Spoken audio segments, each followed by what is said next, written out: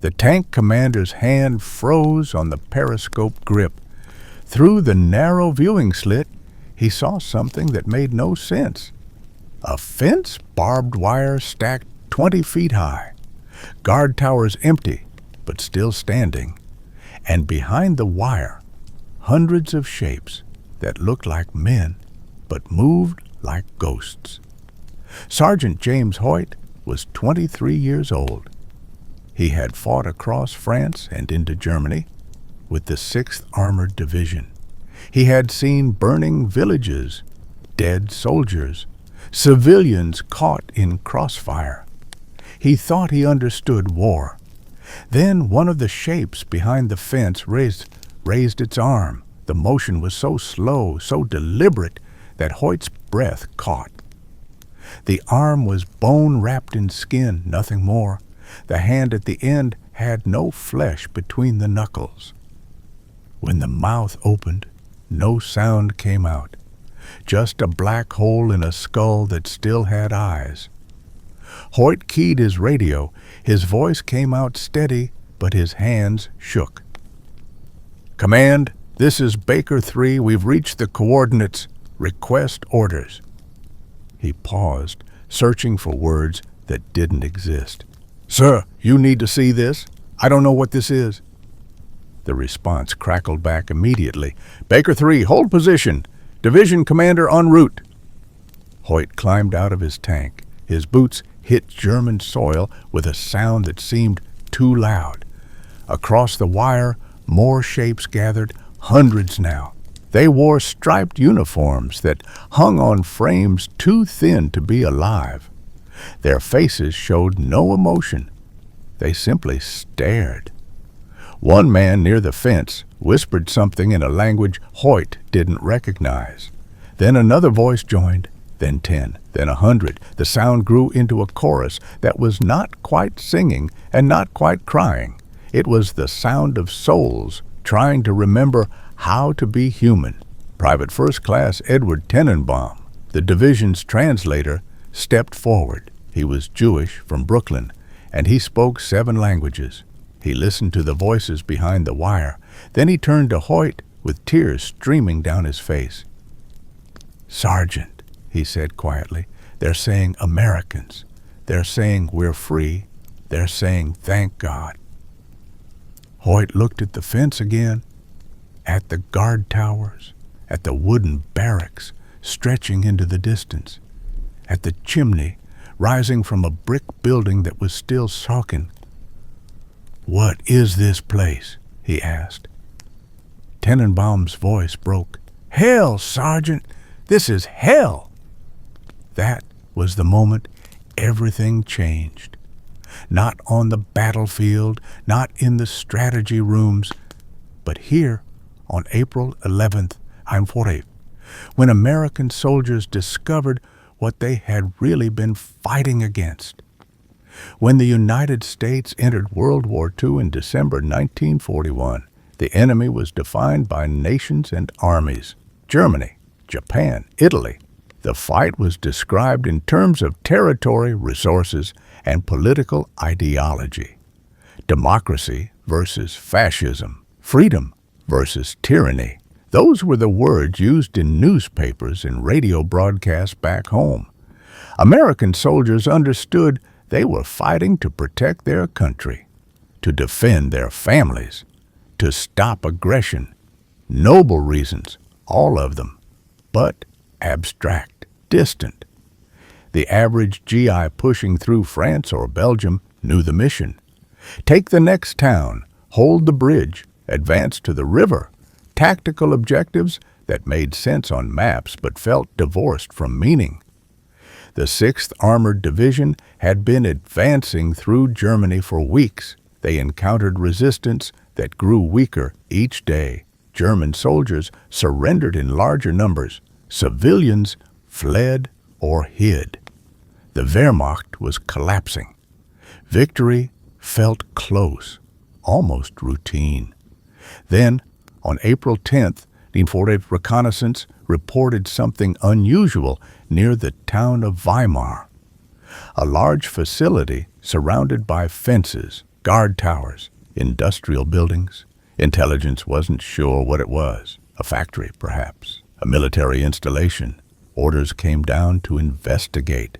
Nobody expected what they found. The convoy of American tanks and half-tracks rolled up the hill toward Buchenwald concentration camp at 3:15 p.m. on April 11th. The first soldiers through the gates were from Headquarters Company, 6th Armored Division, commanded by Captain Frederick Keffer.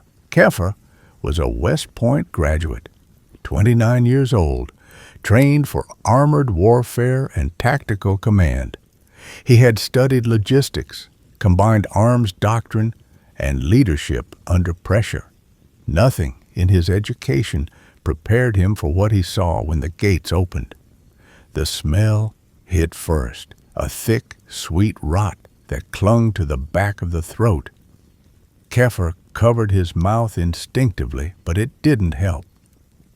The odor was inside him now, in his lungs, in his clothes. He would smell it for the rest of his life. Beyond the gates stretched rows of wooden barracks. Between them walked the prisoners. If walking was the right word, they shuffled, staggered, crawled. Their bodies were skeletal, ribs pressed against skin so thin it looked translucent. Eyes sunk deep into skulls stared without blinking. Some wore striped uniforms. Others had only rags. A few wore nothing at all. Keffer's driver, a farm boy from Iowa named Robert Persinger, stopped the Jeep and vomited over the side. He wasn't the only one. Hardened combat veterans who had fought across Europe doubled over and retched. The scene in front of them defied comprehension. A prisoner approached Keffer slowly. He moved like a man testing whether his legs would hold him. When he reached the Jeep, he extended a hand so thin the bones were visible through the skin. He spoke in broken English. "American?" he whispered. Keffer nodded, unable to speak. The man smiled. It was the most horrible expression Keffer had ever seen. A skull's grin on a living face. Then the man collapsed. American medics rushed forward, but Keffer could see in their eyes that they didn't know where to start. Private Leon Bass was 19 years old and African American, serving with the 183rd Engineer Combat Battalion. His unit arrived at Buchenwald hours after the initial liberation. Bass had grown up in Philadelphia facing segregation and discrimination. He understood injustice, but nothing prepared him for this. Bass walked through the camp in stunned silence. He saw piles of bodies stacked like firewood. He saw prisoners so weak they couldn't stand when Americans offered them food. He saw children barely alive, with numbers tattooed on their arms. In one barrack, Bass found a boy who couldn't have been more than 12. The child sat on a wooden bunk that had no mattress, just bare boards. His legs were so thin they looked like sticks. His eyes followed Bass with an expression that held no hope, no fear, just empty exhaustion.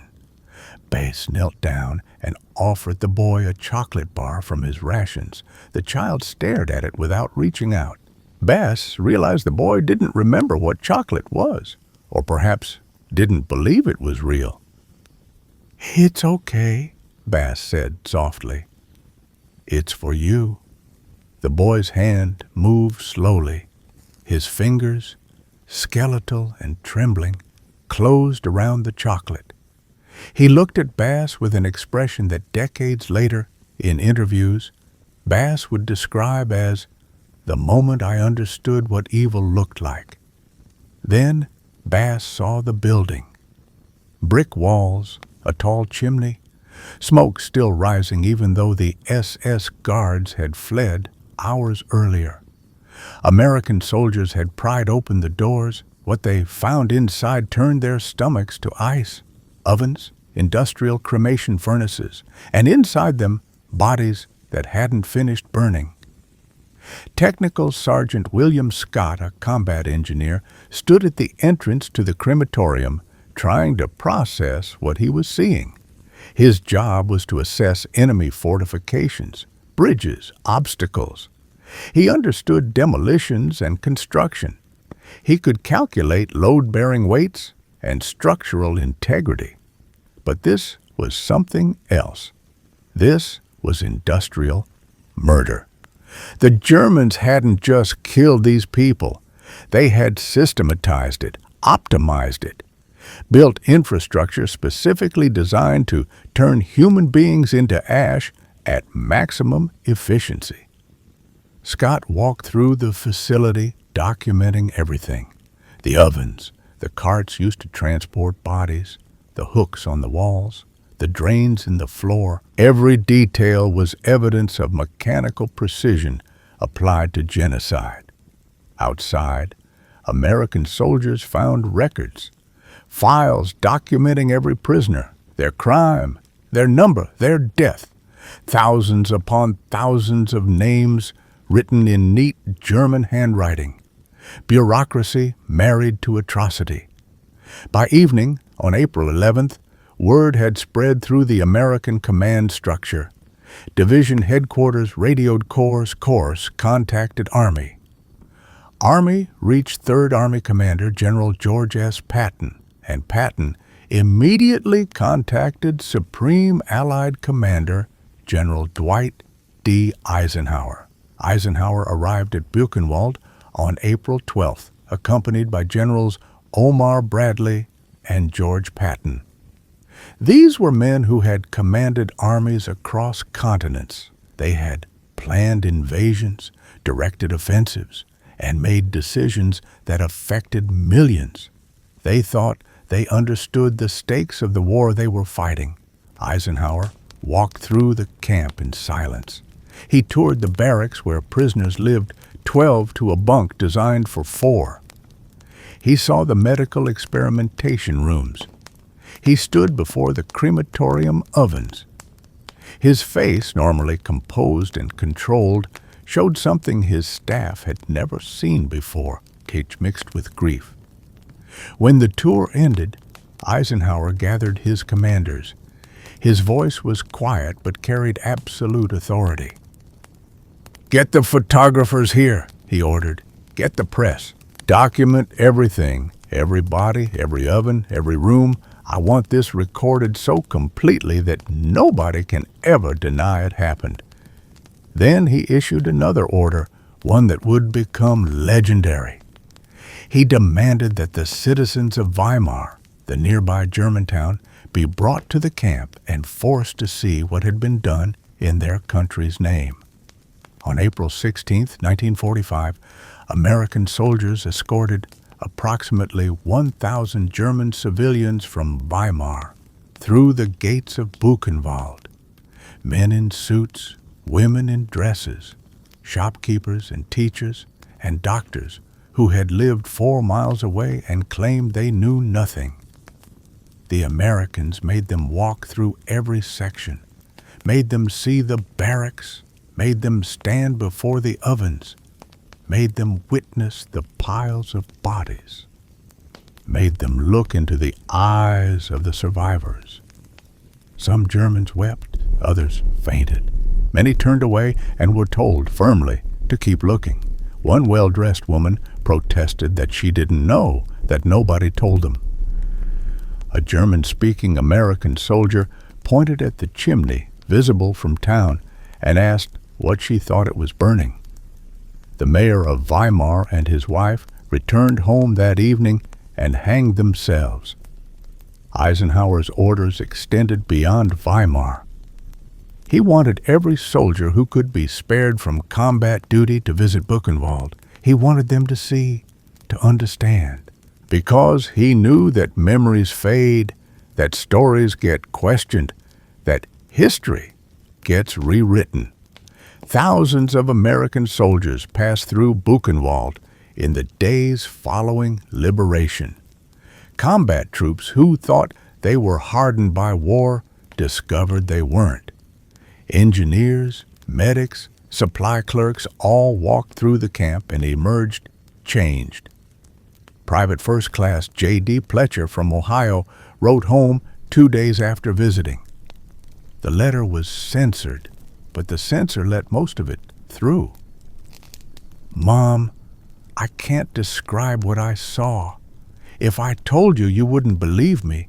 If you believed me, you'd think I was exaggerating. I wasn't fighting for politics. I was fighting to stop this." The liberation of Buchenwald transformed how American soldiers understood their mission.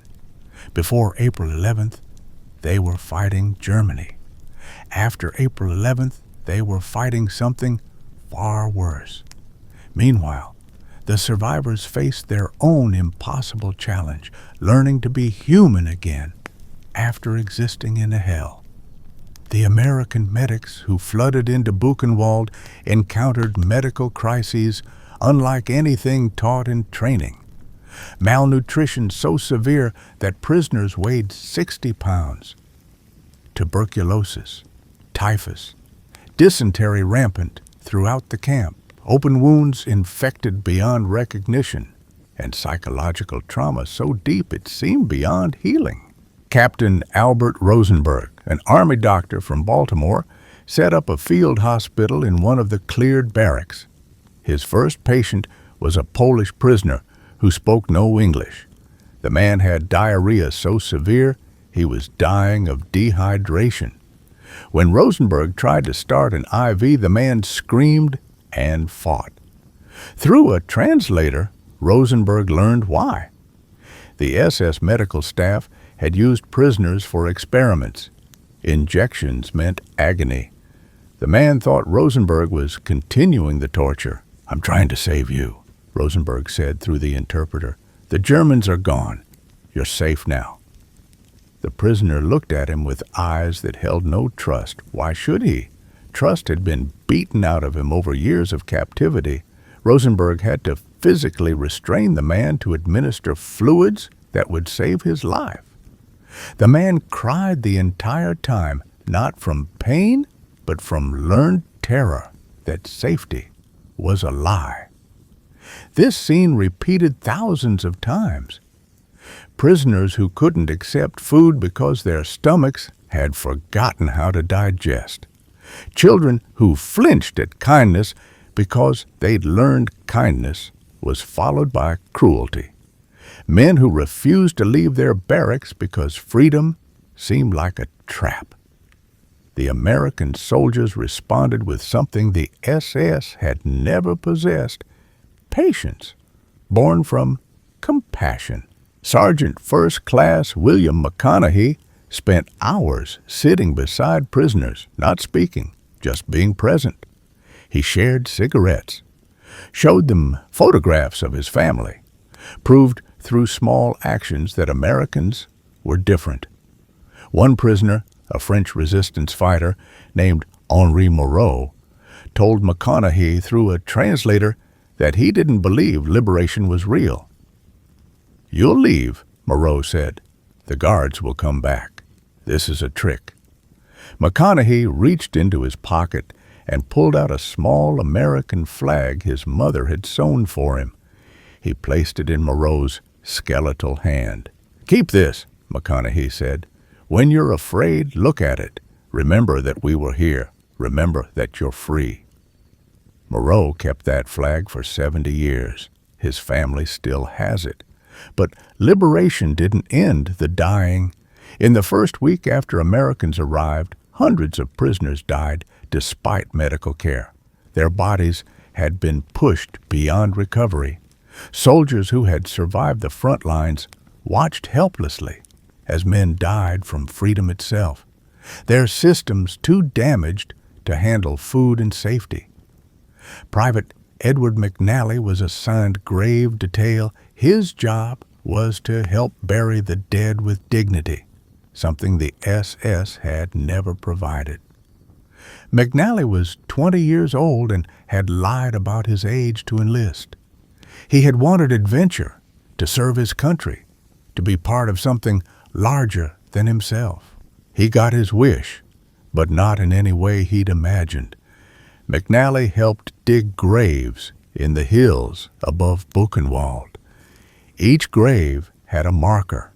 Each name, when known, was recorded. American chaplains from multiple faiths performed services throughout the day.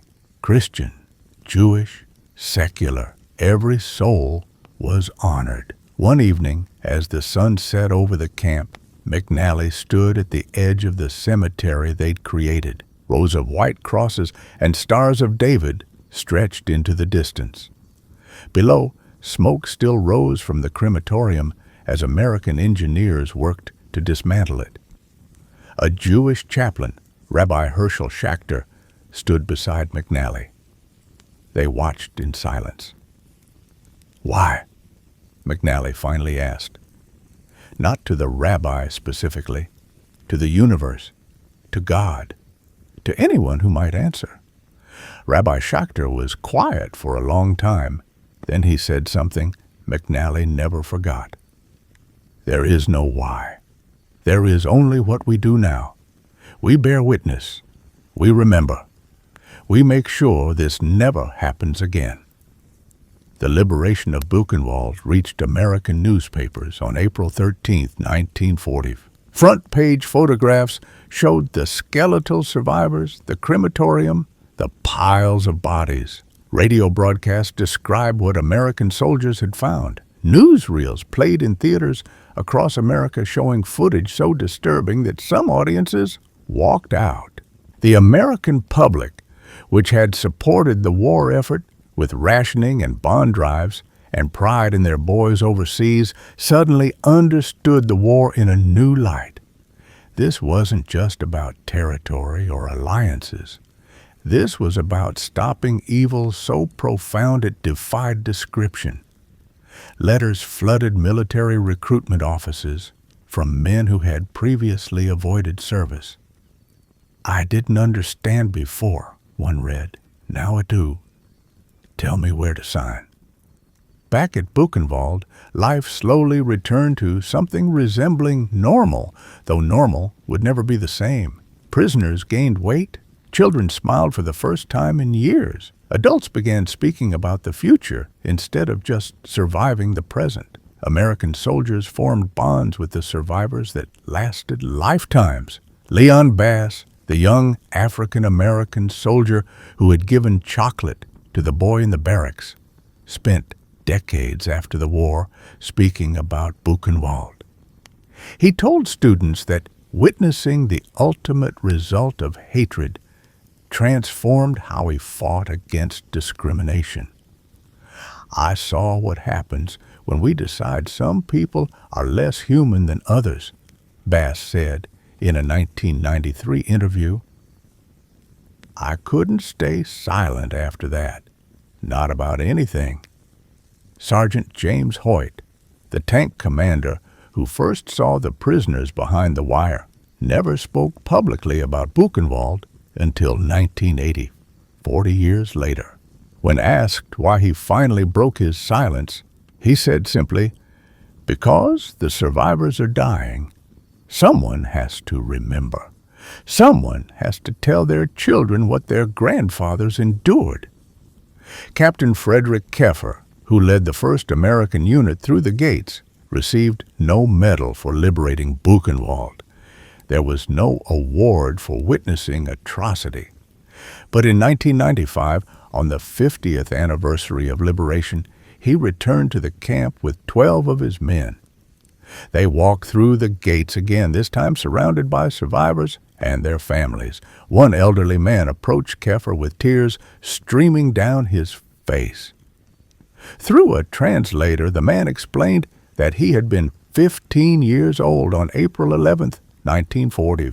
He had been days from death. When American tanks arrived, he thought he was hallucinating. "You gave me my life," the man said. "Everything I've lived since that day I owe to you." Keffer, now 79 years old and frail, embraced the man. "We were just doing our duty," he said quietly. "No," the survivor replied firmly.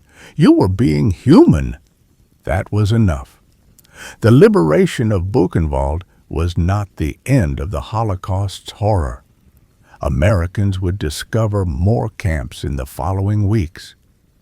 Dachau, Bergen-Belsen, Dora Mittelbau, each one revealed new depths of systematic murder. But Buchenwald was first for many American soldiers. It was the moment abstraction became reality.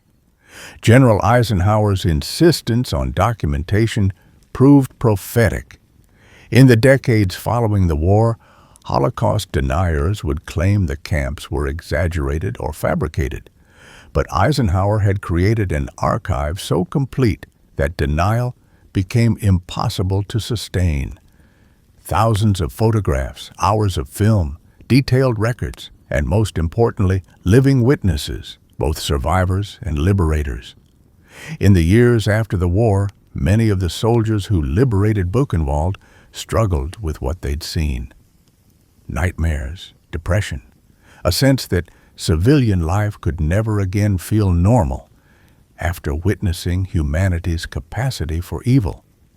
The term PTSD didn't exist yet, but the condition did. Yet many also found purpose. They devoted themselves to remembrance, to education, to ensuring that the lessons of Buchenwald would never be forgotten. They spoke at schools, published memoirs, testified at war crimes trials. Private J.D. Pletcher, who had written home about being unable to describe what he'd seen, became a high school history teacher in Ohio. Every year on April 11th, he brought photographs from Buchenwald to class. He showed them to students who had been born long after the war ended. He told them what evil looked like when it wore a uniform and followed orders. "Some knowledge is a burden," Pletcher would say, "but it's a burden we must carry, because forgetting is worse than remembering, no matter how painful memory becomes." On April 11th, 2025, 80 years to the day after liberation, fewer than a dozen American liberators were still alive. Most were over 100 years old. Their memories had faded, their bodies weakened. But when asked what they remembered most about that April day, their answers were immediate and consistent. The eyes, the prisoners' eyes, empty of hope, but suddenly filled with light when Americans arrived, eyes that saw rescue and couldn't believe it, eyes that had witnessed hell and now glimpsed salvation. "I was 23 years old," one veteran said at a memorial ceremony. "I thought I was going to Europe to fight an army. Instead, I learned what I was really fighting for. I was fighting to prove that humanity could defeat inhumanity, that good could answer evil, that Americans would cross an ocean to stop something this monstrous." He paused, his voice cracking. "We didn't save everyone. We were too late for too many, but we saved some. And for those we saved, we gave them back their lives. That has to mean something. It has to." The liberation of Buchenwald changed American soldiers because it answered a question they hadn't known they were asking. Why are we here? They were there to stop the unthinkable, to confront evil so profound that future generations might doubt it existed, to be witnesses, to be rescuers, to be proof that when humanity faces its darkest hour, there are still those willing to stand against the darkness. April 11th, 1940 was the day hell opened its gates, but it was also the day American soldiers walked through those gates and reached out their hands to pull survivors back into the light. That is what victory looked like. Not flags or parades, not territory gained or enemies defeated. Victory looked like a skeletal prisoner taking his first free breath. Victory sounded like a child's first laugh after years of silence. Victory felt like a soldier realizing that his service meant something far greater than tactics or strategy. It meant he had stopped evil, and in doing so had redeemed the meaning of war itself. The tanks that rolled away from Buchenwald carried men who would never be the same. They had seen the worst of humanity, but they had also proven the best. They had answered atrocity with compassion, genocide with rescue, hatred with humanity, and they made sure the world would never forget.